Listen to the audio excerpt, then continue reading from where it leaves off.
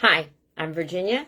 I'm an executive coach helping corporate women continue to succeed in all aspects of life without burning out or sacrificing something. Prior to starting my coaching practice, I spent 24 years in the banking and finance industry. I worked my way from teller to small community bank to senior vice president of a $27 billion bank by the age of 38. It wasn't fancy degrees and family connections that got me there. It was hard work, determination, drive, and working with a leadership coach that helped me change my style. So I share that so you know I believe in the benefits of coaching. However, while I was focusing on my style, I wasn't focusing on me totally. And on that journey, I nearly burned out. So now, that's why I'm looking to help corporate women learn from my mistakes so they can have the same or greater success without the same level of exhaustion, and let it come a little easier, and they can do greater things in all aspects of their life because they're not burning out. We need you, type A, control freak driven people. You're my people. So, just like you can't get to work or get the kids to soccer practice or dance without gas in your tank, you can't get to where you want to get in life, professionally, personally, within your community. You can't get to those destinations without gas in your tank. So, how do you fill your tank? A vacation. Now, I titled this talk, Vacation, Are You Really Taking One? The reason being, we may take time off of work, but we're not really taking a vacation.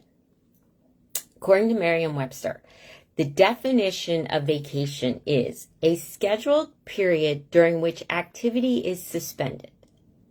A scheduled period in which activity is suspended. Now, no, that doesn't mean you just sit on the couch and do nothing and nasty and disgusting for a week because you haven't even showered or brushed your teeth. But think about the last time you took vacation. Were you checking work email? Were you calling into meetings while your family was still sleeping? Did you respond to texts from your colleagues, your staff, your boss? Did you schedule the kids for something? Did you sign them up for a program at the library for their fall sport, religious education, after school care, whatever? Were you worrying about all those things too while you were on vacation? If you were, according to the definition, you didn't take a vacation. Listen, I'm guilty of it too. And it's especially hard, early in your career when you're in a role where there's maybe 4 or 5 in your team. Hey, when somebody goes on vacation, the rest of the team just picks up the slack because you're in some form of production role. You've got to analyze stuff and get out reporting. And so somebody else can pick up the slack because then when you go on vacation, they'll pick it up. But it's harder when you move up. If you're a manager of a team or a director, a VP, there's not another one of your roles. So there's some you can delegate to your staff maybe. Maybe send your second in command to your boss's staff meeting. But it's going to sit, right? And I get that. That's why we keep doing it. But it's counterproductive. Okay? So if you're thinking, that'd be great, Virginia, in theory, yeah, but where I am in my career, I've got to get it done. And so it means I have to do these things even when I'm on vacation. No. Let's go through the benefits. And let's see if maybe we can explore that a little further so that you do take that time. So you can find numerous articles that'll tell you about the benefits of a vacation. And again, it didn't say you have to travel somewhere. It didn't say you had to spend a lot of money, right? Suspend daily activity. Don't worry about the stuff you've got to take care of for the kids for the upcoming school year. Don't worry about what's going on at work. Odds are the company was there before you, will be there after you. You know, I disconnected the first time when I was in my role as a senior risk officer because I went to a resort that needed me. And when I came back, hey, guess what? The bank was still in business. They survived 10 days without me. Who knew? Okay, so I'm being a little fresh. But listen, the benefits, your health, okay? There's only one you. And we've talked about this. At some point, we all run out of time. Time is not renewable. You can improve your health, but it depends upon how much damage you do. Prolonged stress has physical impacts, right? So if you're doing things to reduce your stress, like, you know what? I'm not going to check email. Because whether, we all know, we all have at least that one coworker. They might be somebody on your team. They might be a peer even. But every time you read an email from them, it just sets you off, right? So why would you read that on vacation? You feel your blood pressure go up. Your face get red. That's a physical impact on your health that you're letting a colleague have. Let it sit. It'll still be there when you get back. Don't do think about it, the risk. It's increasing the risk of heart disease and high blood pressure. Mentally, stress has an impact on depression, anxiety, and we're seeing more and more cases of it. Why would you do that? Take the break. Feel good. Not to mention, if you're in a role where you're responsible for budgetary items at your company, let me challenge you. If you're not putting your health and your physical and mental health and well-being, and you're setting that example, and everybody in your team does it, what's it doing to your costs with respect to healthcare? Are people more sick? Are people taking more prescriptions because they're experiencing anxiety? Therapist visits? That impacts the bottom line. Are you being a good steward then with your company money? Not to mention your health and well-being.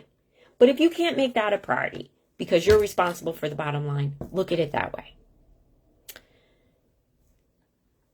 Not to mention stress reduces the quality of our sleep. If you're staying up too late checking work emails, right? Oh, I'm gonna get up early and do this work before. Take the break. Sleep. It's a form of energy. We talked about that. You wouldn't leave for work with no gas in the tank in your car. You need sleep. Take the time, rest. Get 8-9 hours while you're on vacation. Because maybe you're only going to get 7 when you get back. Enjoy it. Give your body the fuel it needs. Not to mention, that's going to improve your mood. And those have prolonged benefits. I read one article recently that showed that those mental improvements, that elevated mood, can last for weeks after a vacation. So store it up. Bring it back with you. That's better than any souvenir. Not to mention, you're more mentally clear. When you get back from vacation, when you've taken that break from the day to day, you're going to be more focused. When you're more focused, you're more productive. And if you're like, oh, that sounds great in theory, that makes a beautiful article, that's probably some, psychologist who's never worked in corporate America. Maybe that's who wrote it. But I've lived it. The first time I took a vacation where I truly disconnected, when I got back, I had 300 emails waiting for me. 300 emails. Now, granted, I was able to purge a bunch of the ones that were, thank you, to everybody, because they have to do reply all or lunch is ready.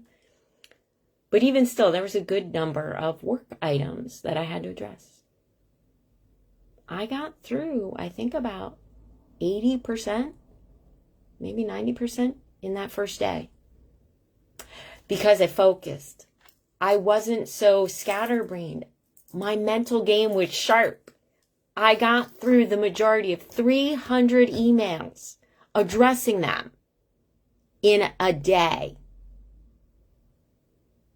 Yeah, when you take time to rest and recharge and disconnect, you come back with greater focus, greater clarity, and you're more productive. Again, if you're all about the bottom line, productivity is cost, right? Not to mention, the idea is to spend time with your family, your loved ones, your friends, whoever you vacation with or spend time with. If you're on your device, checking email, text, voicemails, calling in, how important are you making those people feel in your life? If it's your kids, your spouse, think about that. You just told them that work is more important than they are. So when you get older, your kids are going to think work is more important than they are. So, do you think they're going to be there when you need them? We're an aging population. Now, yeah, you can say, well, I make enough money that, my kids won't have to take care of me. Okay, but don't you want them in your life? Yeah, let that sink in. If you're supposed to be spending time with family and you're not focusing and being present and enjoying that time with them, because remember, kids grow up, they move out. Spouses take being ignored for only so long. What's that costing you? What's that doing to your stress level? How's that mental distraction as you're destroying your family relationships going to impact your productivity at work? Yeah, I'm being tough. But it's important.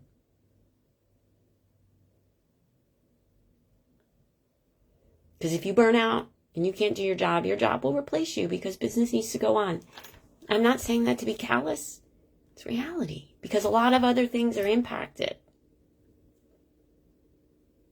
But if you destroy those relationships because you never spent time with them, you didn't make them a priority, you don't get that back.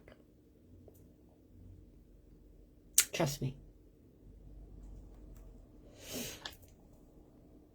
You want to do great things in the world. You want to advance your career. You want to improve it's important to you. You care. I get that.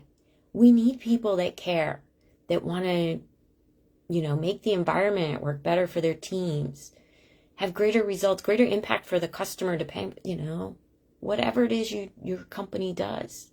You're driven. You want to be successful. You want to set that example for your children, especially if you're a woman and you have daughters. You want them to know that they can be successful on their own, that they can stand on their own 2 feet. You want them to learn, hey, it's important to volunteer, to serve, to give back because they have had a good quality life because of what you've been able to provide for them. And so that means you serve, so you set that example. But if you've got nothing to give, then nothing benefits. Not the PTO, not the charity that you volunteer your time with, not your employer, not your career. Because at some point, your tank is empty. You can't go anywhere.